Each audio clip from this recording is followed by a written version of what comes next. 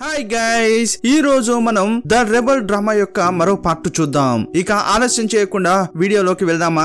ఇంతకు ముందు పార్ట్ ఎలా ముగిసింది? గిల్డువాంగ్ మోగే యొక్క మనుషులందరినీ తీసుకురావడానికి వెళ్ళాడు. ఇంకోవైపు రియా గిల్డువాంగ్ వాళ్ళ నాన్నకు భోజనం ఇస్తూ ఏదేదో వాగుతోంది. మీ కొడుకు గిల్డువాంగ్ చాలా కేర్లెస్ గా ఉన్నాడు, అతన్ని నాకు వదిలేయండి, నేను చాలా బాధ్యతగా చూసుకుంటా అంటోంది. అప్పుడు మోగే చాలా సేపటి నుంచి అక్కడ కూర్చుని ఉండడం చూసిన గవర్నర్, పెద్దగా ఆశలు పెట్టుకోకు, వాళ్ళని తీసుకురావడం చాలా ఈజీ కాదు, చల్లగా ఉంది కదా, రా లోపలికి వెళ్దామని గవర్నర్ గిల్డువాంగ్ వాళ్ళ నాన్నను లోపలికి తీసుకెళ్తున్నాడు. అదే టైంలో గిల్డువాంగ్ అందరినీ తీసుకొచ్చాడు. వాళ్ళంతా మోగేను చూడగానే బాగా ఏడుస్తున్నారు. ఎందుకంటే ఇంతకు ముందు మోగేను గంభీరంగా చూసిన వాళ్ళు ఇలాంటి పరిస్థితుల్లో అతన్ని చూసి తట్టుకోలేకపోతున్నారు. మోగే వాళ్ళ ఫ్రెండ్ దగ్గరకొచ్చి కాళ్లపై పడి ఏడుస్తున్నాడు. మోగే కూడా చాలా టెన్షన్ అయిపోయాడు. చేయి ఇచ్చి ఆయన్ని లేపుతున్నాడు. అతడు మోగేను హక్ చేసుకుని, ఏంటయ్యా ఇలా అయిపోయావు, ఇలా చూడ్డానిక మేము ఇంకా ప్రాణాలతో ఉన్నాం అని అంటుంటాడు. ఇదే టైంలో ఇంకొకడు పక్కనే గవర్నర్ ఉండడం చూశాడు. రేయ్ దొంగ రాస్కెల్, నీ వల్లే కదరా ఇదంతా జరిగింది అంటుంటాడు. నిన్ను చంపకుండా వదిలిపెట్టంరా అని అంతా అతన్ని వెంబడిస్తుంటారు. రే గిల్డువాంగ్ చెప్పరా, మీ నాన్నని నేనే కాపాడానని చెప్పరా అంటుంటాడు. అయినా కూడా కోపంలో ఉన్న వాళ్ళు 4 దెబ్బలేసే బయటకు తీసుకొచ్చారు. సరే అయినా కూడా ఇతడు మనలో ఒకడే కదా అని అంతా కలిసి మందు కొడుతున్నారు. మోగేకు వాళ్ళు మందిస్తుంటే, అతడు ఇప్పుడు తాగొద్దు, అతని పరిస్థితి బాగాలేదు అంటున్నారు. ఏంటే మోగే తాగడా, అతనిలాగా ఎవ్వరు తాగరు అని వాళ్ళు అంటున్నారు. మోగేకు వాళ్ళు పోషిస్తుంటే ఇతడు కూడా తాగుతున్నాడు. చాలా రోజుల తర్వాత అతనికి ప్రాణం లేచి వచ్చినట్లుంది. ఫ్రెండ్స్ తో ఇలా నవ్వుతూ మాట్లాడడం అతనికి సంతోషం కలిగిస్తోంది. అప్పుడు రియాన్ చూస్తూ, ఎవరయ్యా ఆమె, గిల్డువాంగ్ తీసుకొచ్చిన ఆమెనా? అవునండి, గిల్డువాంగ్ తీసుకొస్తేనే నేనొచ్చా, నేను అతడు అనే ఆమె ఏమో అనబోతుంటే, రే గిల్డువాంగ్ నీ ఎనర్జీ ఎక్కడ చూపించమంటే నువ్వెక్కడ చూపించావురా అంటున్నారు. పర్వాలేదు అమ్మాయి బాగానే ఉంది అన్నారు. అప్పుడు ఆమె, నేను మీకు ఇంకా మద్యం తీసుకొస్తానని లోపలికి వెళ్ళింది. అప్పుడు అతడు కోపంగా ఆమె వెనకే వచ్చాడు. ఇదిగో నువ్వు నడుచుకునేదంతా సరిగా లేదు, మేమే మందు తీసుకుంటాం, నువ్వేం చేయొద్దు అంటుంటాడు.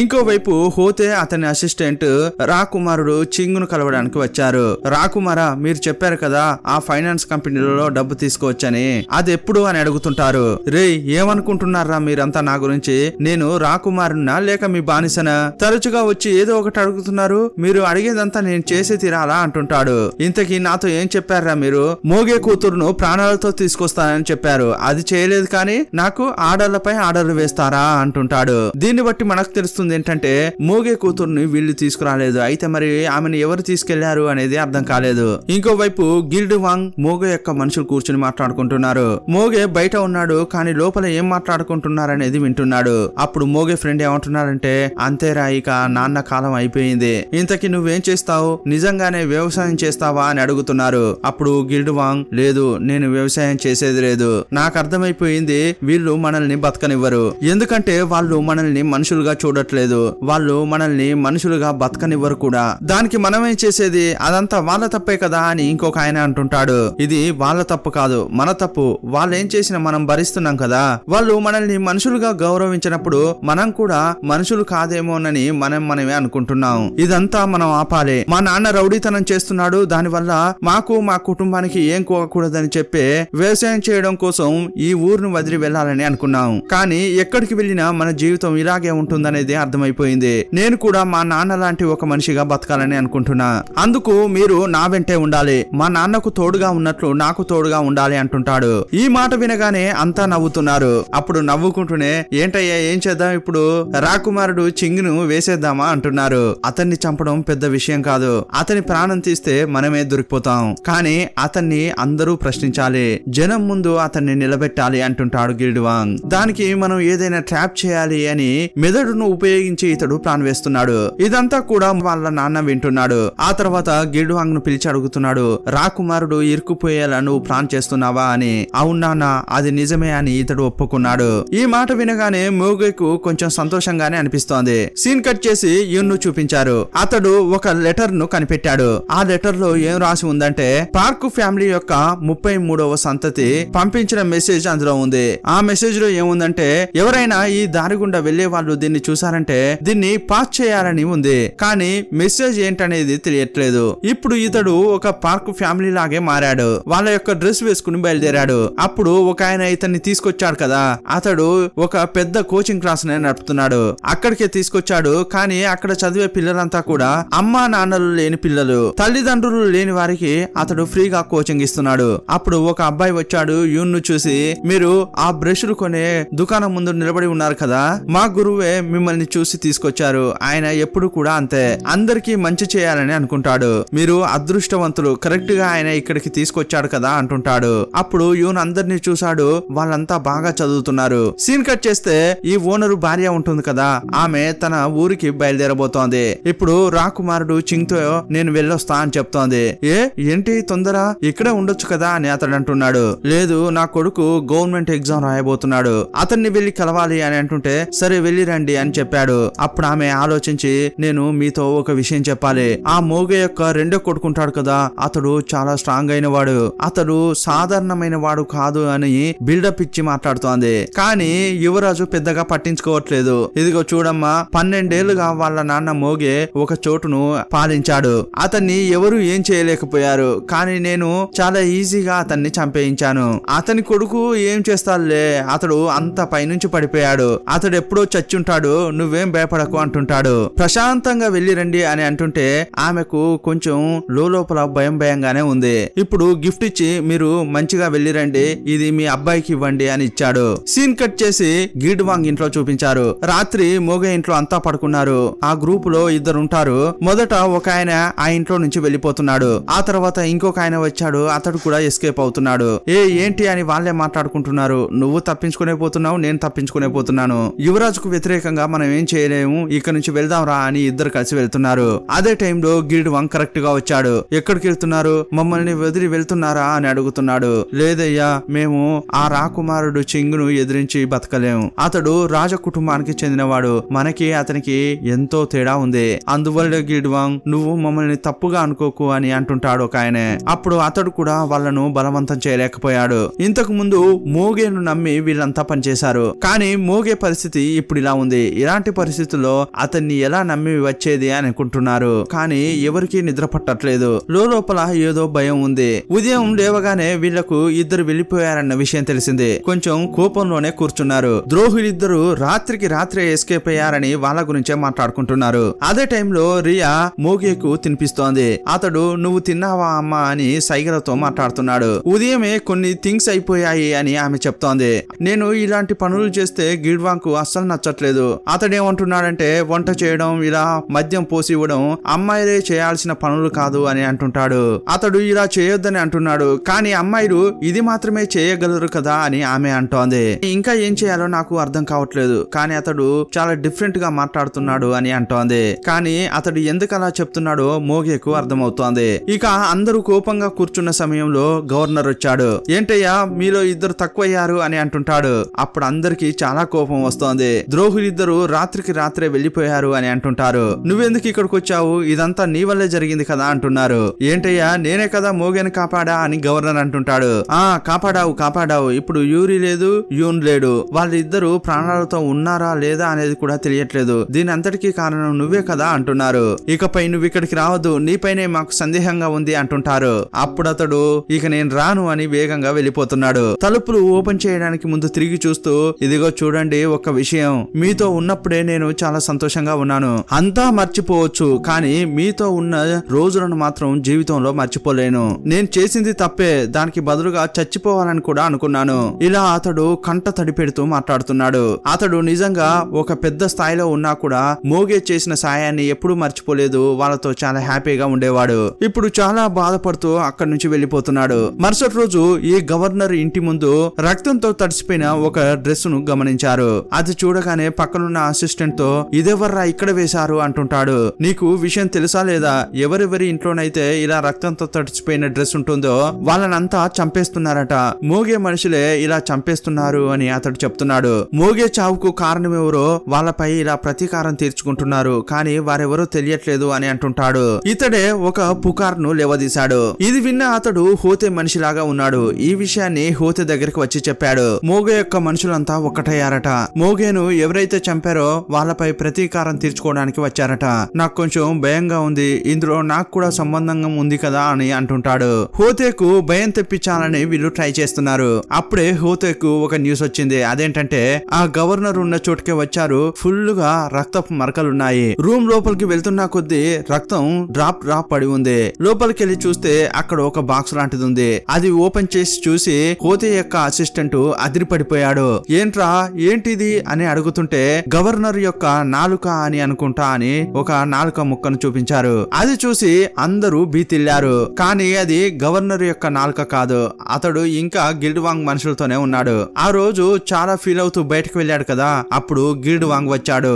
నాతో కలిసి నా కోసం ఒక సాయం చేస్తావా? మీరు మాతోనే ఉండాలి, ఎక్కడికి వెళ్ళకూడదు అని అడిగాడు. సో ఇతడి యొక్క ప్లాన్ ప్రకారమే గవర్నర్ ఇదంతా చేస్తున్నాడు. అప్పుడు గవర్నర్ ఏమంటున్నాడంటే, నాన్న మీతో పాటే ఈ ఇంట్లోనే ఇంకొన్ని రోజులు ఉండాలా? ఇంకా అతడు చనిపోయినట్లే నటించాలా? పర్వాలేదు, ఇక నేను చచ్చిపోయినా పర్వాలేదు, మీకోసం ఏదైనా చేస్తా అని అంటుంటాడు. నెక్స్ట్ ప్లాన్ ఏంటి అని మాట్లాడుకుంటున్నారు. అప్పుడు మోగే యొక్క ఫ్రెండ్ ఏం చెప్తున్నాడంటే, అతనికి చాలా మంది ఉన్నారు కానీ మనం ముగ్గురే ఉన్నాం, మనం ముగ్గురం అతన్ని ఎదిరించి ఎలా చేయగలం అని అంటుంటాడు. అప్పుడు గిల్డ్ వాంగ్ ముందుకు వచ్చి, ఏంటి ముగ్గురే అని చెప్తున్నారు, నేను కూడా ఉన్నాను కదా, నలుగురు కదా లెక్క అని అంటుంటే, రే నిన్ను ఇందులో చేర్చగలమా? నువ్వు ఆ రోజు నాతో రెస్లింగ్ చేసి ఓడిపోయే వాడివి, నిన్ను నమ్మి మేమేలా పనిచేస్తాం అని అంటుంటారు. ఏంటి మామ ఇలా అన్నారు సడన్ గా, కావాలంటే ఇప్పుడు పోటీ పెట్టుకుందామా అని గిల్డ్ వాంగ్ పిలుస్తున్నాడు. రే ఆ రోజు నేను కావాలనే ఓడిపోయాను, అందువల్లే నువ్వు గెలిచావు, కావాలంటే ఈ రోజు గెలిచి చూడరా అంటాడు. ఇప్పుడు వీళ్ళు పోటీకి సిద్ధమయ్యారు. ఈసారి గిల్డ్ వాంగ్ ను అతడు అస్సలు కదిలించలేకపోతున్నాడు. చుట్టూ ఉన్న వాళ్ళు చాలా తీక్షణంగా చూస్తున్నారు. ఒకవేళ ఇతడు యాక్ట్ చేస్తున్నాడా ఏంటి అనుకుంటున్నారు.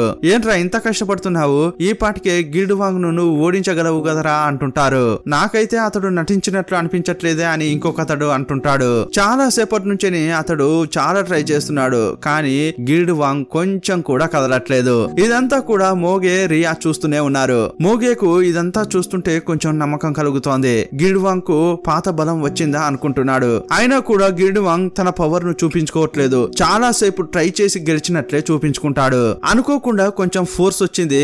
అప్పుడు ఎదురుగా ఉన్న వ్యక్తి పోయి ఎగిరిపడ్డాడు. అంతా కూడా షాక్ అయి చూస్తున్నారు. గిల్డ్ వాంగ్ పర్వాలేదే, కొంచెం స్ట్రాంగ్ అయ్యావు కదా అంటున్నారు. అప్పుడు రియా అడుగుతోంది, చిన్న వయసు నుంచే గిల్డ్ వాంగ్ స్ట్రాంగ్ గా ఉండేవాడా అని. అప్పుడు మోగే ఆలోచిస్తున్నాడు. గిల్డ్ వాంగ్ చిన్న వయసులో ఏమేం చేశాడని గుర్తు చేసుకుంటున్నాడు. ఇంతకు ముందులాగా అతనికి స్ట్రెంగ్త్ వచ్చిందా ఏంటి అని ఇతడు అనుకుంటున్నాడు. నెక్స్ట్ గిల్డ్ వాంగ్ ఒక ప్లాన్ వేశాడు. హోతేకు చాలా భయం కలిగించాలని, అతనికి చావు భయం చూపించాలని హోతే యొక్క ఇంట్లో పామును వదిలారు. పామును చూసి అతడు భయపడ్డాడు. ఆ తర్వాత హోతే తన మనుషులతో కలిసి తాగుతున్నాడు. ఇదే టైంలో హోతే యొక్క మనిషి తాగుతున్న మందులో ఏదో మందు కలిపారు. అప్పుడు అతడు నురుగా కార్చుతూ చనిపోయాడు. ఇదంతా చూసి హోతేకు భయం వేస్తోంది.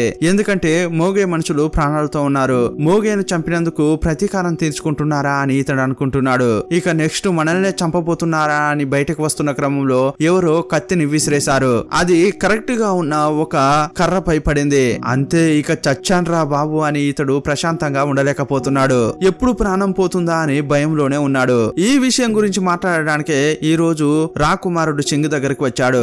అప్పుడు హోతేను అతని మనుషులను చాలా చులకనగా మాట్లాడుతున్నాడు. హోతే నిన్ను ఒక్క కుక్క కూడా గౌరవించదు, నేను నీతో మాట్లాడను, నీ అసిస్టెంట్ తో మాట్లాడాలి, నువ్వు బయటకు వెళ్ళు అంటాడు. అప్పుడు హోతేకు చాలా కోపం వస్తోంది. అతన్ని అవమానించినట్లు ఫీల్ అవుతున్నాడు. ఆ అసిస్టెంట్ తో మాట్లాడుతున్నాడు. నీ పేరు ఏంటి అని అంటే, నా పేరు మోరే అని చెప్పాడు. నీకు అతనికి ఏంటి సంబంధం, నువ్వు అతని దగ్గర ఎలా ఇరుక్కుపోయావు అంటుంటాడు. అతడు చాలా వ్యాపారాలు చేస్తుంటాడు కదా, చాలా మందిని మనుషులను అమ్ముతుంటాడు కదా, ఇలాంటి టైంలోనే ఇతడు కూడా నన్ను కొనమని చెప్పాడు. కానీ అతడు బానిసగా కాకుండా తనకు అసిస్టెంట్ గా కొనుక్కుంటాడు. అంతేకాదు అతని యొక్క వృత్తి మొత్తం నాకు నేర్పించాడు. అతడు నాకు గురువు లాంటి వాడు అని ఈ అసిస్టెంట్ చెప్తున్నాడు. కానీ ఇంకోవైపు హోతే చాలా కోపంగా ఉన్నాడు. సీన్ కట్ చేస్తే గిల్డ్ వాంగ్ నెక్స్ట్ ప్లాన్ గురించి మాట్లాడుతున్నాడు. నాన్న స్ట్రాంగ్ గా ఉన్నంత వరకు అతనిపై అతని మనుషులపై ఎవరు చెయ్యి వేసేవారు కాదు. కానీ నాన్న యొక్క మాల ఆ హోతే చేతిలో ఉంది. నాన్నకు అంత ప్రాముఖ్యమైన మాల ఇప్పుడు హోతే చేతిలో ఉంది. దీన్ని నేను భరించలేకపోతున్నా అని గిల్డ్ వాంగ్ అంటుంటాడు. ఇప్పుడు దాన్ని మనం ఎలా తెచ్చేది అని అంటున్న క్రమంలో అతడున్న చోటుకు వెళ్లాలంటే పని మనుషులు ఎక్కువగా వెళ్తుంటారు. ఇప్పుడు కూడా కొత్తగా కొంతమంది మనుషులను తీసుకోబోతున్నాడట. ఎవరైనా అమ్మాయి ఉంటే మనం అందులోకి పంపిస్తాం, ఆమె ద్వారా ఆ మాలను దొంగిలించొచ్చు అని చెప్తున్నారు. అప్పుడు పక్కనే రియా ఉంటుంది కదా, నేను వెళ్తా అని ఆమె అంటోంది. అప్పుడు గిల్డ్ వాంగ్ నువ్వు కొంచెం సైలెంట్ గా ఉంటావా, వెళ్ళి నువ్వు పక్కకుండు అంటాడు.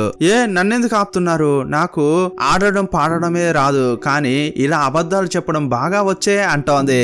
అప్పుడు మిగతా వాళ్ళు ఏమంటున్నారంటే, మనం ముక్కు ముఖం తెలియని అమ్మాయిని తీసుకొచ్చి అందులోకి పంపించే బదులు ఈమెనే పంపిస్తే బాగుంటుందేమో అని అంటున్నారు. కానీ గిల్డువాంగ్ కు కొంచెం భయంగా ఉంది. అప్పుడు ఆమెను బయటకు తీసుకొచ్చి మాట్లాడుతున్నాడు. నువ్వు ధైర్యంగా చేయగలవా? కానీ ఇందులో ఏదైనా తప్పు జరిగిందనుకో నీ ప్రాణాలే పోవడానికి ఛాన్స్ ఉంది. నీకు అర్థమవుతుందా అని అంటుంటే, నాకు తెలిసే అని అంటోంది. నేను వెళ్ళొస్తా అని ఒక స్మైలింగ్ ఫేస్ తో చెప్తోంది. అప్పుడు చాలా ఆలోచించాడు. ఇక ఈమె తప్పితే మనకు వేరే ఆప్షన్ లేదని అనుకున్నాడు. ఎలాగోలో చేసి ఆమెను పంపించారు. సీన్ కట్ చేస్తే ఓనర్ అమ్మను చూపించారు. తన కొడుకును చూడ్డానికి వచ్చింది. అతని పేరు సుగా. అతన్ని చూడగానే, సుగా వచ్చావా నాయనా? ఎగ్జామ్స్ కు బాగా చదువుతున్నావా అని అడుగుతోంది. సీన్ కట్ చేస్తే మాయా ఆమె యొక్క మనుషులు ఈ రాజు యొక్క చోట ఉన్నారు. ఇప్పుడు ఆ రాజు యొక్క అసిస్టెంట్ కథలు చెప్తాడు కదా, అతడే వస్తున్నాడు. ఎవరెవరు సెలెక్ట్ అయ్యారో వాళ్ళ పేర్లు చదువుతున్నాడు. అందులో మాయా పేరు రాలేదు, కానీ ఆమె కాకుండా ఆమె గ్రూప్ లోని 3 పేర్లు వచ్చాయి. అప్పుడు మాయా ఆ కథ చెప్పే ఆయనను ఒకలాగా చూస్తోంది. అతడు కూడా ఆపకుండా ఆమెనే చూస్తున్నాడు. మాయా బయటకు వచ్చిన తర్వాత, నాకు అప్పుడే తెలుసు మీరు సాధారణంగా కథ చెప్పేవారు కాదని. మీకు రాజుకు పెద్ద సంబంధమే ఉన్నట్లుందే అని అంటోంది. నాకు కూడా తెలుసు నువ్వు సాధారణమైన నాట్యకారినివి కాదు. రాజునే వలలో వేసుకోవాలన్న పెద్ద లక్ష్యంతో నువ్వు ఉన్నావు కదా అంటుంటాడు. నువ్వు అనుకున్నది జరుగుతుందా అని అతను అంటుంటే, అది మన చేతిలో ఏముంది, అది రాజు చేతిలోనే ఉంటుంది కదా అని ఆమె అంటోంది. సీన్ కట్ చేస్తే రియాను లోపలికి పంపించారు. కొత్త మనుషులను తీసుకోవడానికి పోటీ పెట్టారు. ఇప్పుడు సెలెక్ట్ చేసేది ఎవరంటే అసిస్టెంటే. ఆల్రెడీ ఒక 2-3 సెలెక్ట్ చేశారు. ఇక నన్నేం చేస్తారో అన్నట్లు రియా చూస్తోంది. సడన్ గా రియాను చూసి నువ్వు లోపలికి వెళ్ళు అని అంటాడు. అప్పుడు ఈమె సక్సెస్ అయిందిరా అనుకుంటోంది. వేగంగా వచ్చి మెడ దగ్గర చూశాడు. అప్పుడు అక్కడ గాయమైంది. నీకు గాయమైంది, నువ్వు సెలెక్ట్ కాలేవు, బయటకెళ్ళు అంటుంటాడు. అయ్యో నన్ను సెలెక్ట్ చేయండి, నాకు మంచి భోజనం దొరుకుతుంది, నాకు సూప్ అంటే చాలా ఇష్టం, దయచేసి నన్ను లోపలికి పంపించండి అని ఆర్భాటం చేస్తోంది. అప్పుడు అక్కడ ఉన్న ఒక అతడు ఆమెను లాక్కెళ్తున్నాడు. కొంచెం దూరం వెళ్లిన తర్వాత అతని చేతిని కొరికి పరిగెత్తుతోంది. అతడు కూడా వెంబడిస్తూనే వస్తున్నాడు. ఎక్కడికి వెళ్లాలో ఈమెకు తెలియట్లేదు. అటు ఇటు వెళ్తోంది. టక్కున ఒక అతడు అతని ముఖం చూపించలేదు, ఒక చోటుకు లాక్కెళ్లాడు. ఆమెను ఒక చోట దాచిపెట్టి, నువ్వు ఇక్కడే ఉండు, రేపు ఒక పని అమ్మాయి ఇటువైపు వెళ్తుంది, ఆమెను ఎలాగైనా కరెక్ట్ చేసి నువ్వు లోపలికి వెళ్ళు అని అతడు చెప్తున్నాడు. అప్పుడు రాత్రంతా ఈమె ఒక్కతే అక్కడే ఉంది. ఉదయం అతడు చెప్పినట్లుగానే హోతే రూమ్ కు వెళ్ళడానికి ఒక పని అమ్మాయి వస్తోంది. అప్పుడు ఆమెకు ఎదురుగా వెళ్లి, నీకు ఈ న్యూస్ తెలియదా, నువ్వు ఏంటో ఏదో అడుగుపో అని ఆమెకు భయం కలిగేలా ఏదో చెప్పింది. అప్పుడు ఆ అమ్మాయి ఏమైంది అని అడిగింది. సరే ఇది నాకు ఇచ్చి ఏంటో వెనక్కి వెళ్లి అడిగిపో అనగానే ఆ అమ్మాయి చేతిలో ఉన్నవి ఈమెకి ఇచ్చింది. ఈమె ఆ థింగ్స్ తీసుకుని హోతే రూమ్ కు వచ్చింది. అతడు బాగా నిద్రపోతున్నాడు. హోతే యొక్క తలపైనే ఆ పెట్టి ఉంటుంది. ఆ పెట్టెలోనే మాల ఉంటుందని ఈమెకు ఆల్రెడీ చెప్పి పంపించారు. ఇప్పుడు ఆమె నెమ్మదిగా ఆ పెట్టెను తీస్తోంది. ఓపెన్ చేసి చూస్తే అందులో మాల కనిపించలేదు. అది వెతుకుతున్న క్రమంలో ఆమె నోట్ చేసింది, ఆ మాల హోతే యొక్క చేతికే ఉంది. చేతి నుంచి ఎలా తీసేది, దొరికానంటే చస్తాను కదా అనుకుంటోంది. ఇప్పుడు ఆమె ఆ చేతి నుంచి ఎలాగోలా ట్రై చేసి నెమ్మదిగా తీసింది. అది తీసాక ఎస్కేప్ కావడానికి వస్తోంది. అప్పుడు కరెక్ట్ గా గిల్డువాంగ్ ఆమె కోసం కింద వెయిట్ చేస్తున్నాడు. ఆమె గోడ నుంచి కిందకు దూకాలి. అక్కడి నుంచి చూస్తూనే సక్సెస్ అన్నట్లు చెప్తోంది. సరే కిందకి రా అని అతడు సిగ్నల్ ఇచ్చాడు. ఆమె పైనుంచి దూకే క్రమంలో కాలు జారింది. పైనుంచి కింద పడిపోతుంటే గిల్డువాంగే పట్టుకున్నాడు. గిల్డువాంగ్ ను చూస్తూ ఒకలాగా నవ్వుతోంది. అప్పుడు అతడు ఇన్నాళ్ళుగా ఆమెను చాలా కోపంగా చూస్తున్న అతడు ఈ రోజు ఆమెను చూస్తూ గిల్డువాంగ్ నవ్వుతున్నాడు. ఆ తర్వాత వీళ్ళున్న చోటుకు వచ్చారు. నెక్స్ట్ ఏం చేద్దామని ఆలోచిస్తున్నారు. చూస్తే మాల ఇతని చేతిలో ఉంది. మోగే ఆ మాలను ఎలా పట్టుకుంటాడో గిల్డువాంగ్ కూడా ఇప్పుడు అలాగే పట్టుకున్నాడు. నిజంగా చెప్పాలంటే అతడు ఇప్పుడు మోగేలాగా మారిపోతున్నాడు. ఇదంతా వెనక నుంచి మోగే కూడా చూస్తున్నాడు. ఇప్పుడు అతడు ఏ పరిస్థితుల్లో తను అలా మారింది గుర్తు చేసుకుంటున్నాడు. తన భార్య చావుకు కారణమైన మంత్రిని చంపిన తర్వాత బయటకు వస్తాడు కదా, అప్పటి నుంచేనే అతడు ఇలా మారాడు. తన కొడుకు కూడా ఇప్పుడు తనలాగే మారుతున్నాడనేది అతనికి అర్థమవుతోంది. ఇంతటితో ఈ పార్ట్ ముగుస్తుంది. మరో పార్ట్ లో మళ్ళీ కలుసుకుందాం. అప్పటి వరకు బాయ్ బాయ్.